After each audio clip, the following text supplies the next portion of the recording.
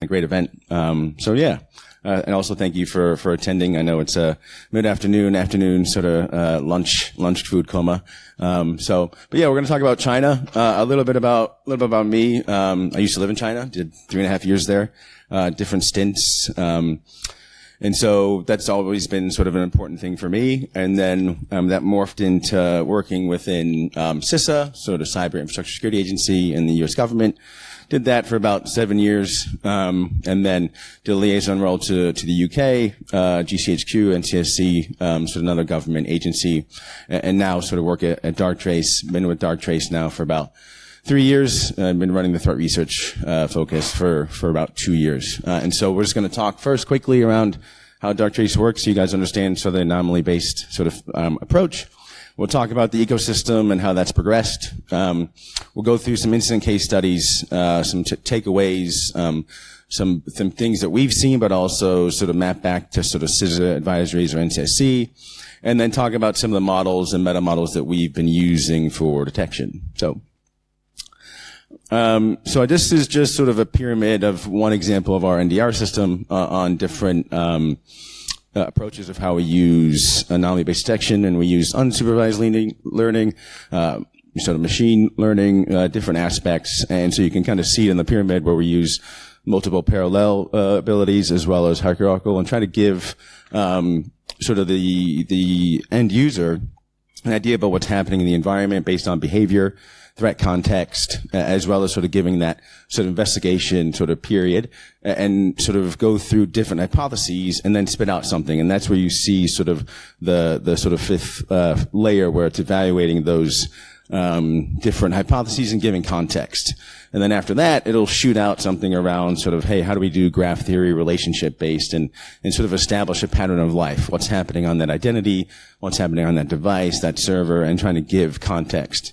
And to use neural sort of network understanding to provide that sort of final piece to the security analyst. And so another way to look at it would be, okay, if this is your data, you just take all your business data, overlay a lot of different mathematical algorithms, tie it to a lot of different best practice cybersecurity concepts, and then that sort of shoots out those things. And we sort of look through a behavioral understanding, classify that, use sort of graph theory and Bayesian sort of meta classifiers to understand what's going on, what's normal, what's not normal, and then run that sort of hypothesis all over again. And then we'll run it through that's where your model alert comes. And then the model alert will either sort of, hey, this violates sort of best practice or something that's weird, anomalous to your network, and that'll shoot it out. And that's something that then it'll be triaged by what we call our cyber AI analyst. That's been trained on our SOC for about 6 or 7 years, and to sort of use that investigative engine to provide a sort of a deeper understanding on what that looks like. So that's about as much as I'm going to say about Darktrace. So we'll go into China now. And in this case, a little bit too fast there. We did, okay, well, there's a ghost in the machine, but anyway, Crimson Echo was the title of it, and we'll get to that later, but essentially it was a 3-year look at Chinese intrusion sets that we observed, and we wanted to understand sort of, hey, if we look back and say, hey, we think China and this level of confidence, medium, high, low, whatever it was, and sort of seeing what are we seeing in terms of patterns, and sort of key takeaways, and so we'll dive into that. And so for us, both married in terms of my experience now at Darktrace, but at CISA and NCSC, the way Chinese Nexus cyber operations have evolved are very much strategic continuous planning. Detection of short dwell time intrusions should not be interpreted as trade graph failure. That's just an option to choose that they did that. And Western security models are failing, right? Because they're overly incident-centric and reliant on, too systemically vulnerable to identity risk. And so what's changed over time, originally with China, was just about intellectual property theft, is morphed into sort of initiative tying for their sort of classic domestic or foreign policy initiative, but also sort of holding critical infrastructure at risk. And so I think the best way for us to understand how Chinese tradecraft has changed is to look back around how that all started. And so for me, I was living in China between phase 2 and phase 3. In phase one, you look at sort of, okay, there's informal patriotic hacking, there's low sophistication, high volume. Then mid-2000s, 2010, APT1, Mandiant. That's, sort of a hallmark moment for a lot of sort of threat research. And you start to see gradual but slow integration into the Chinese government and what they're trying to accomplish. But still, economic espionage, IP theft, that's sort of the main phase. But you also see clear malware and infrastructure patterns. You can kind of see them come through the channel and say, yeah, no, it's China. And that's changed, particularly in phase 3 and phase 4. In mid 2010s, 2020, particularly with 2015, the Xi-Obama agreement, and increased West attribution around that, and also the internal restructuring of MSS and PLA in terms of what that is, and in terms of MSS, less sort of hands-on, more puppeteers around, sort of like instead of MSS Chengdu, that you're thinking about APT41 and those subcontractors that are supporting those operations, but also offensive cyber growth in the private sector then blurs that attribution line, so it makes it difficult for the West to be able to sort of pinpoint, hey, this is Chinese government. And particularly focus on managed service providers, supply chain, Cloud Hopper from PwC comes to mind in terms of a significant report. And then now, the last sort of 5 years, particularly oriented at identity, really good at sort of laying low. Obviously, network edge focus, smash and grab, but also really good at sort of living off the land, maintaining high OPSEC, and sort of holding that access as a strategic asset, holding critical infrastructure at a risk, to sort of change that mentality of a national security festival in the event that there was a sort of hot flash in Taiwan. The other thing that we saw was 2 distinct operator models. And again, just because one doesn't necessarily mean the other. So smash and grab is the most common one I think people see, just because they take advantage of the latest vulnerability or whatever it is, right? And in this case, this is what our timeline showed. Rapid exploitation for immediate gain. Time horizon was median 10 days. The detection sort of tolerance was rather high. Did they really care if they got caught? Not really. What's going to happen to them? Not much. In terms of low and slow, long-term persistence for strategic positioning, this is all the work around Volt Typhoon, before it was Volt Typhoon, weeks, months, years, and they have redundant persistence, and they have a very high tolerance, really good at sort of high OPSEC. And so if you look at sort of constants and variables about those operator models, then you look at, so don't tie these two together, they're separate categories, but if you look at some of the variables, what's the latest vulnerability, what's the latest sort of Chinese malware, PlugX or Brickstorm or whatever it is, these are the things that are going to change. Infrastructure C2, spin up cloud, spin up down, doesn't really matter, right? That's just something that they're going to use as a variable to their operations. What's constant is it's identity-centric, right? And they're focused on maintaining a lot of different identities, maintaining redundant persistence, focused on operational straight. Once they get into the target, how long are they going to stay? The target-driven investment tied back to the sort of One Belt, One Road initiative. And so those are things that we should sort of pay attention to as defenders around what that looks like. And so for us, we had about 80 cases. And now we're picking up more now that we've used it. We'll get into the meta model here in a bit. But for us, what we saw in terms of targeting patterns are worldwide. So for Darktrace, we have about 10,000 customers all around the world. And so we saw about 88% of the observed cases from us would be classified as critical infrastructure. In the U.S., observed cases targeted U.S. were 20% of those, and those were focused on transportation, government services, gas and oil. Whereas EMEA, it was focused more on communications, manufacturing. And I think it was interesting from the U.S., you saw a lot of cases that were not just IP theft in strategic sort of sectors in terms of competition, but in EMEA, it was interesting was the number one, for example, in Germany was automotive and engineering. In France, it was retail. In Italy, it was IT and defense. So it's interesting to see how those strategic sectors to the GDP is exactly what China's going for. Now, if we think about tactics and techniques, I don't think this is anything new from everyone in terms of living off the land, native binaries, trusted admin tools, very much like evasion techniques such as DLL sideloading, 63% of the exploitation of internet-facing systems. Yep. That makes sense? So in terms of case studies, we have 3 or 4 here. Europe, we had rapid exploitation of SAP. That was a really popular one in 2025. I had some good detections around that. Once they found it, they went for it, right? Some of those, any APT that was the salt, they're going to use the ones that they can quickly find, but also keep those long, sort of buried security tools, and offensive weapons for a long time.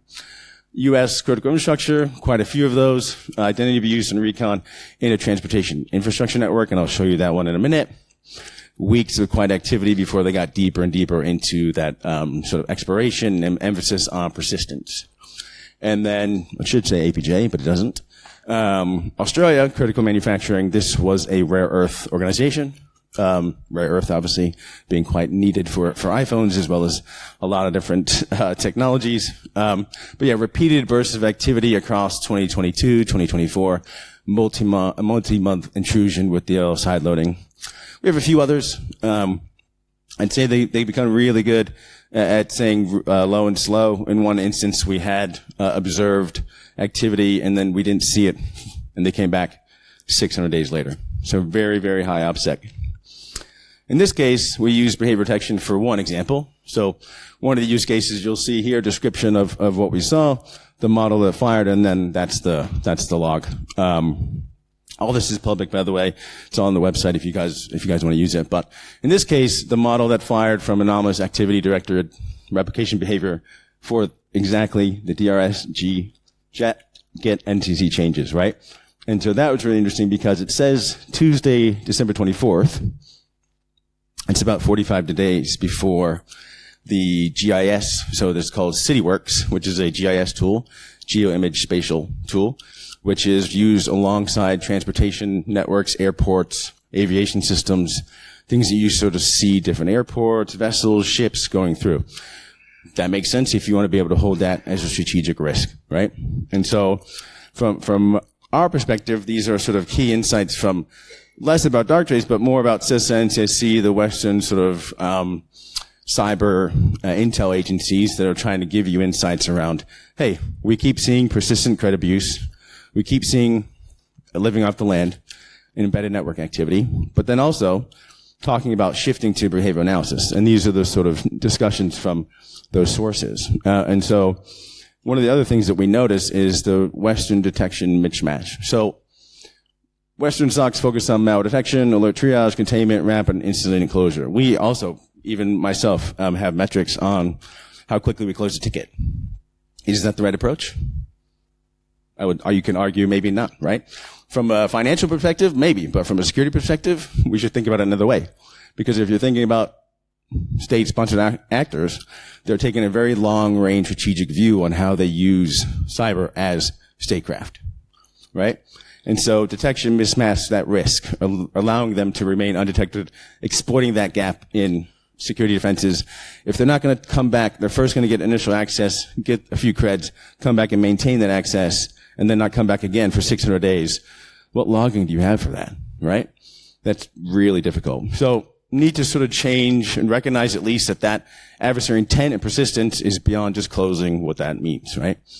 And so this is the argument for behavioral signals for early detection. So you need to continue to look at identity drift and admin access, things that we often say. It's kind of difficult to do in practice. Strategic shaping behaviors. So those trust boundary connections without following exploitation, I would say that's an indicator. You had that initial exploit, but then nothing happened. Why not? Why didn't they go kill that? And if you look at other strategic shaping behaviors, China's 15th five-year plan recently just came out. Actually last December. But each province then within China has their own sort of mandate that they have to then go meet. And that tells you that they have, thank you, they have their own mandate to fulfill that 5-year plan for 2030. And unsurprisingly, it's about semiconductors, it's about AI, and what that means. So in terms of how you defend against that, cross-domain identity anomalies and low-impact recon bursts. That's not me saying that. That's the cyber agency saying that. Behavioral approach benefits helps detect adversary intent and persistence before traditional alerting, right? And so the other thing they take advantage of, exploiting defender assumptions. They exploit the bias. They exploit logging capabilities. They exploit the actual security tools that are in your environment. I just saw Microsoft Defender just had a big vuln. I forget the fancy name that it was, a few days ago. So we would argue that shift towards behavior understanding of your network, of your systems, of you as a user, right? And that's a way to sort of adopt and to change the detection paradigm on advanced threat actors. So moving to some more of our technical use case, these are things that you could think about.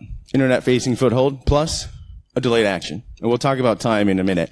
But if you think about sort of like, from our perspective, we had like a 10-day window and also, 100-day window. So how do you sort of build that long-age model? Identity-centric persistence, but no malware. Low noise recon before lateral movement. So those traditional alerts that maybe think as like a compliance risk, use that as a way to start thinking about how you hypothesize around threat hunting.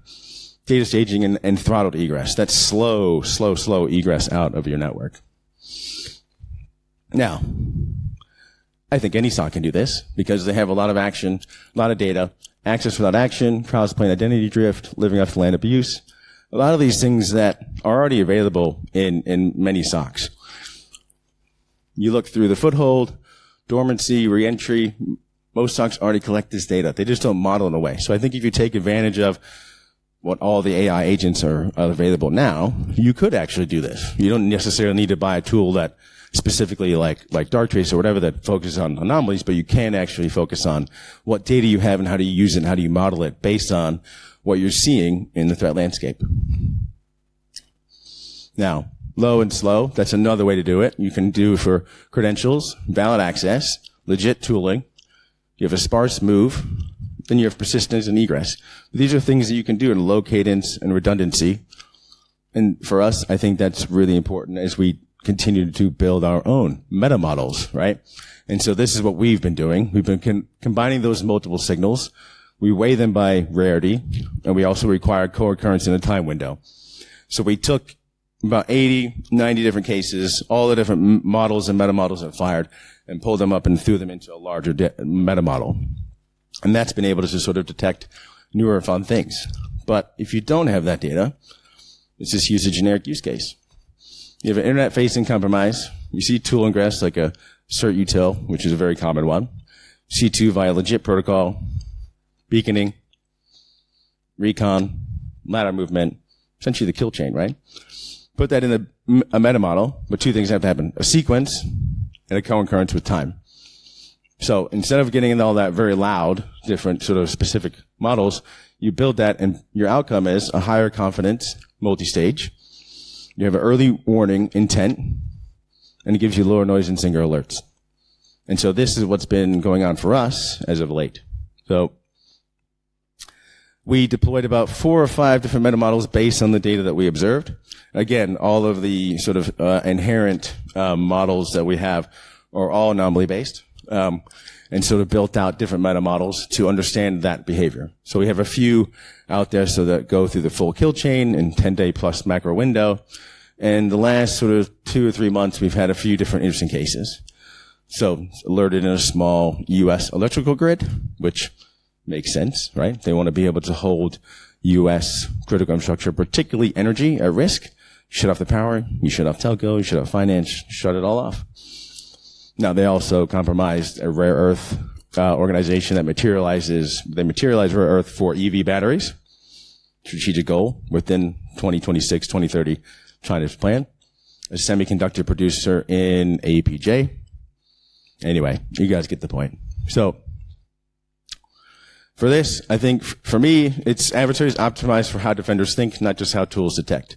So we should move past just around specific, maybe, detections or maybe measured by alert. You miss the strategic intent.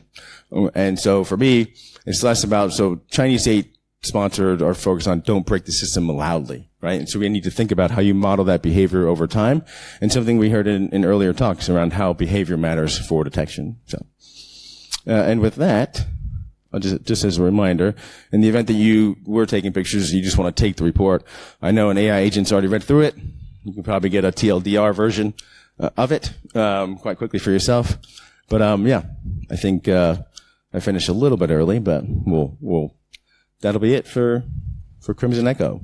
And the reason why it's titled that is because Crimson for the color and Echo just because I always felt like I was talking in an echo chamber about China. So, thanks everyone.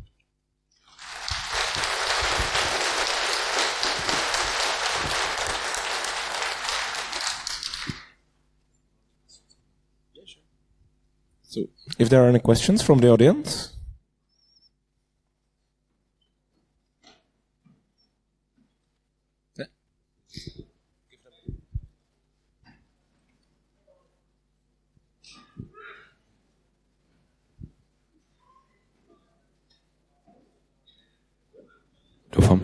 Do you hear me? Hi. Yeah. I wanted to ask about your stay in China.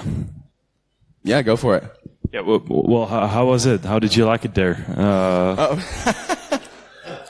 I was there 2009 to 2012 and again 2013. So Hu Jintao was mostly the president then, or chairman, and she took over. I will say, just like the phased approach that we took in terms of breaking down the Chinese ecosystem, the growth there is incredibly to witness. And I remember I lived in Shanghai, and it'd take 12 hours to get to Beijing. When I lived there in 2009, when I left the first time in 2012, they'd improved it so much it only took 5 hours. So the rate of change is incredible. Oh, very cool. Thank you very much. Yeah. There's one there.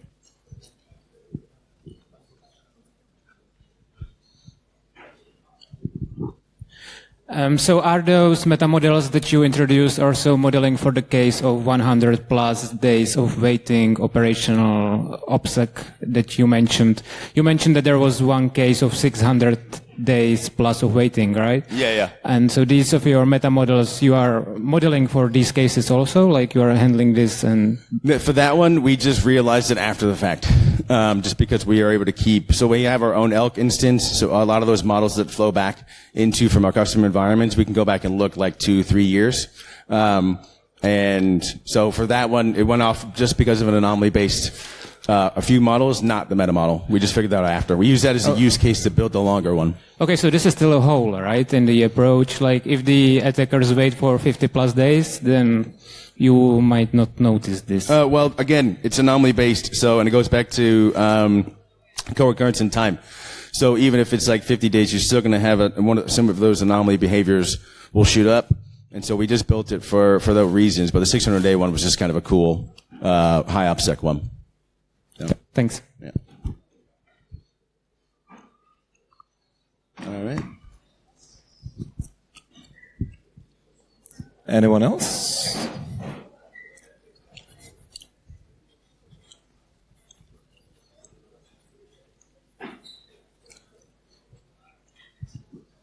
Oh, so you mentioned the difference between like US targets and EMEA targets. Yeah.